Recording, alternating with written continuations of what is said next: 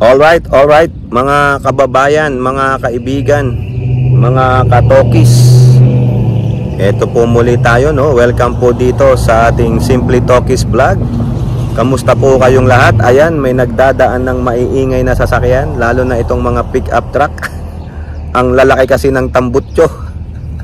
Tayo po ay magbibigay ng maiksing komento, opinion at reaksyon sa mga mainit na usaping pangpolitika sa ating bansa. At maraming salamat po sa walang sawang yung pagtangkilik, pagsubaybay at pagsuporta sa ating mumunting channel at ganoon din po sa Tokis Birador, no? Shout out po lahat sa inyo. May God bless us all, may God bless our country, and may God bless and protect the Marcos administration from the forces of Kamponap Kadiliman and their minions. Pag-usapan natin mga kababayan, itong may bago pong bibirahin, may bagong paglalaruan na naman ang mga DD shit na mga utak garapata, mga bobo at tanga, no? Kasi po may hineryap yata po ang HOR na bagong impeachment spokesperson, si Attorney Bukoy, no? Aldi Bukoy, no? Nagpa-presscon po siya, kasama po siya sa presscon kahapon, no? Nung ginagawa ng mga young guns, no? Nag-presscon po siya at ito po yung sinabi niya tungkol po sa inyong Tokmol na Vice Presidente. O panoorin nyo muna po yung video na yan. Courtesy dyan po, no? Salamat po sa nag-upload nito sa kanilang FB page. Ayan po, no? Sino ba ang takot na ilabas ang katotohanan? Sino po ang takot? E di yung may tinatago. Yung may tinatagong katiwalian, may itinatagong kamalian. Sa usaping patungkol sa proseso, walang higit na mahalaga kundi ang suyurin at hanapin ang katotohanan. The delay or suppression of the desire to know the truth becomes even more palpable. It becomes more compelling the longer that you delay or suppress the desire to know the truth. So, magmatsyag po tayo. O, di ba, mga kababayan? O, mukhang feisty rin po. Mukhang feisty ang hiner na impeachment spokesperson, no? Si Attorney Bukoy, no? Sabi nga nung isang FB page na maka-DDS, another attack dog na naman daw. O, Attorney, sabi nung mga DDS, another attack dog by Tambaloslos. Nako, Diyos mio. Naintindihan kaya ang pinagsasabi nila? Sila na nga mismo attack dog din ng kanilang Tambaloslos na reyna ng kampo ng kadiliman, no? Para pagdating sa mga Duterte, protektado nyo. Tama naman yung sinasabi ni Attorney. Sana kung sa simula pa lang nung tinatanong na siya sa budget hearing niya, no? Diyan sa DepEd, pinaliwanag niya na, no? At the same time, doon sa TRICOM, pinaliwanag niya na yung findings ng COA. Anong ginawa mo dito sa mga acknowledgement receipt? Bakit ganito? Saan napunta yung 125 million na you spent in 11 days? Pero ang nagmamaldita siya, no? Kung itong taong ito, si Tokmol na VP si Presidente ninyo ay matino, kung gusto niyo talagang malinis, maging malinis yung pangalan niya na palagi niyang sinasabi, wag niyong babahiran ng dumi ang pangalan ko. Wag niyong babanggitin tulad nung kay Trillanes, Wag niyong idadawit ang pangalan ko. Marinig niya nga lang yung pangalan niyang Sara Duterte, aligaga na siya, no? Panic mode na siya. O di sana para hindi na nangyari itong impeachment na to, hindi madadrag ang pangalan mo, hindi mababa hura ng kadumihan ng pangalan mo, sinagot mo na sila. Ganito po yan kasi mga magigiting na congresswoman, congressman. Pwede bang ipaliwanag ko po sa inyo through executive order na lang? Hindi. Ang pinairal mo ay yung ego mo. Ang pinairal mo yung kayabangan mo.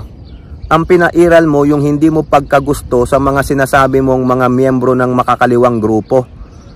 Yung may mga sentensya ng mga pagkikidnap sa mga bata, lalo na kay Castro. Hindi dapat ganoon, no? Para mapakita mong mali yung mga insinuation o yung akusasyon sa'yo, dapat dinipensan mo na yung sarili mo. Sinasabi mo, hindi naman to korte. O ngayon, darating sa impeachment court, kung ano-anong pinagsasabi nyo. Kung darating man yan sa korte, na tulad ng gagawin ng rekomendasyon ng TRICOM sa'yo, mag-iingay na naman kayo. Todo protekta kayo.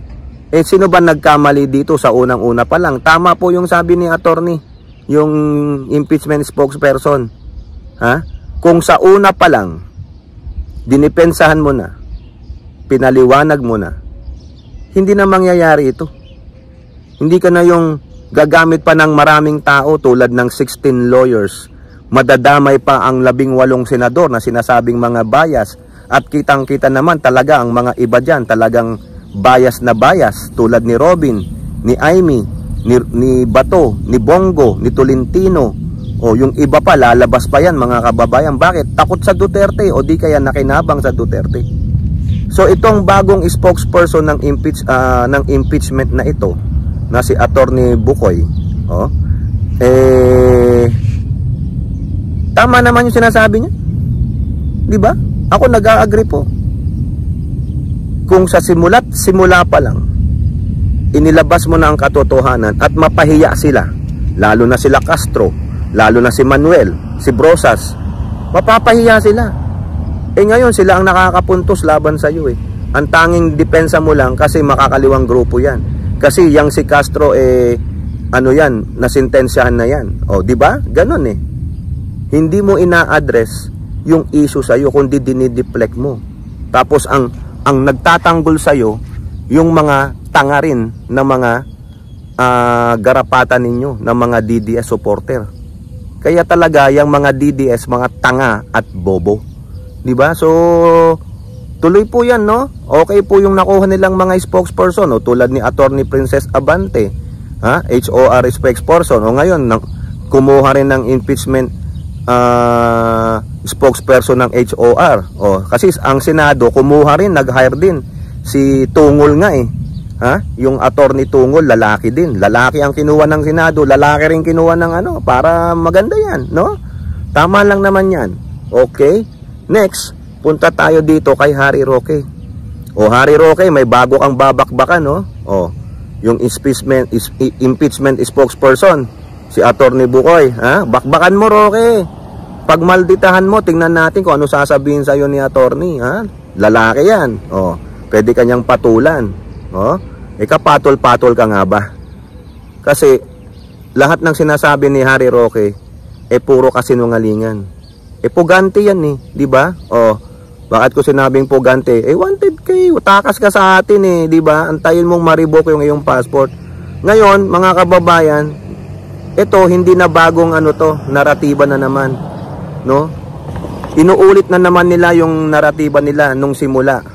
Bangag-bangag, no? Nakaw-nakaw. Kasi nga po, darating na itong budget deliberation na naman sa House, sinasabi ni Roque, tama na daw muna ang singhot. Tama na daw muna ang pagnanakaw sa kaban ng bayan. Stop na muna daw. Time out muna. Paulit-ulit lang. Walang bago. Bakit? Kasi pag paulit-ulit na binabanggit mga kababayan, yan po ang titino sa kaisipan ng mga mamamayang Pilipino. Pero sino ang may kredibilidad dito?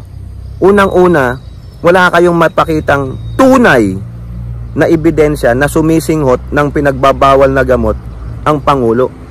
Wala kayong tunay na ebidensya na kawatan ang Pangulong Marcos o ang administrasyong ito. Wala kayong maipakita. Ang totoong kawatan, mga kababayan, na sa kasamaang palad na sa gobyernong Marcos ay ang Vice Presidente. Kayo na rin ang sumusunog sa sarili nyong idolo na si Sara Duterte Pusit. No? Siya ang tunay na kawatan dahil nasa administrasyon. Kaya kawawa no? Pinagbibintangan yung kawatan ang Marcos administration, yung pala yung amo ninyo ang totoong kawatan. So, hanap naman kayo ng bagong naratiba. Nakakasawa na yung singhot-singhot. Wala nga kayong mapatunayan Yung AI bid din nyo, no? Wala na, debunk na. Nasaan na? Nasaan na yung ebidensya ninyo Nasaan na yung totoong sinasabi nyong authentication? Wala. Para tuluyang mabaon, no? Mabaon sana si Pangulong Marcos, ma-impeach na siya. Ha? Ma-impeach din ang Pangulong Marcos, sampahan nyo na ng impeachment. Eh wala eh. Ano yung ipinapasang impeachment ni Cardema sa Pangulo? Ha? Public, ano yun? Yung betrayal of public trust kasi ibinigay daw si Digong sa dahig. Oh, eh bakit hindi nyo isama doon na betrayal of public trust, sumisinghot ng pulburo ng Pangulo? Ba't hindi kasama doon sa article of impeachment? 'Di ba? Eh ang pinapasa ni Cardema yung pagkakabigay kay Digong sa ICC. Oh, 'di ba, Roque? O nasaan nga yung sumisinghot? Labas kayo ebidensya. Baka kayo ang wala ng pangsinghot dahil wala na kayong pira, mga animal kayo. Ayan, may magro-robbing na pulis. Ha? So, yan po. Bago na naman, bagong luma, mga kababayan, paulit-ulit lang na ganong naratiba, singhot-singhot, nakawan. Ba't nyo sinasabi yung nakawan? Kasi alam na alam nyo eh. Ginawa nyo yan nung nasa pwesto kayo. Kaya sabi niya nga, time out daw muna. Gago. Sinabi mo ba yan kay Digong, Roque? Sinabi mo? Kayo po, mga kababayan, ano po ang inyong masasabi? Comment down below and don't forget to like and share. Hope to see you on next videos. Bye-bye. God bless.